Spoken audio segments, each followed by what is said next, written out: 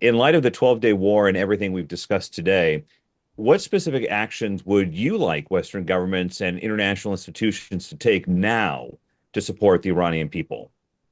I think the 12-day war really exposed a decisive truth that Tehran is not strong on the outside, as Sasha mentioned earlier, and it's more fragile than anyone can really see on the surface on the inside. The regime's greatest threat is not foreign firepower, but it's the defiance of its own people.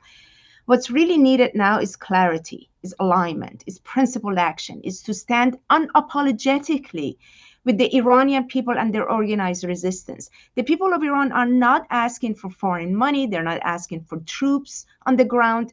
They're seeking a recognition of their fight for freedom. And the future of Iran, I believe, is going to be decided in the streets by the resistance units that are operating across all 31 provinces across the country. So the world really has to make a choice to either stand in the way of this movement or stand with it.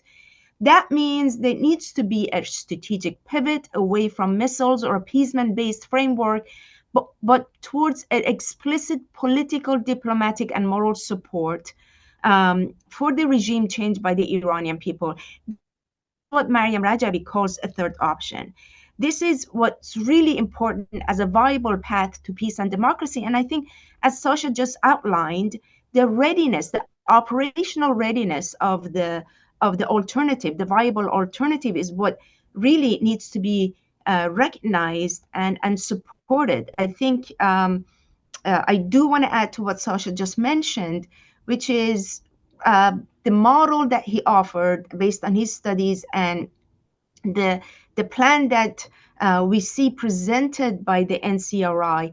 It's really deeply rooted in the historic context, in the lessons learned, and based on what I raised earlier. And I think this is what will really deliver a solution that can be effective, that can really stabilize the region through a democratic Iran. So, to your question, I would say I would offer two concrete steps. One is a recommendation, one is official recognition of the rights to resist and overthrow tyranny for the Iranian people.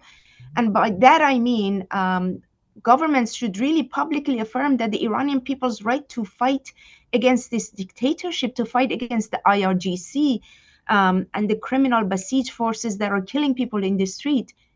Iranian people have a right to fight against them and determine their own future. That's number one.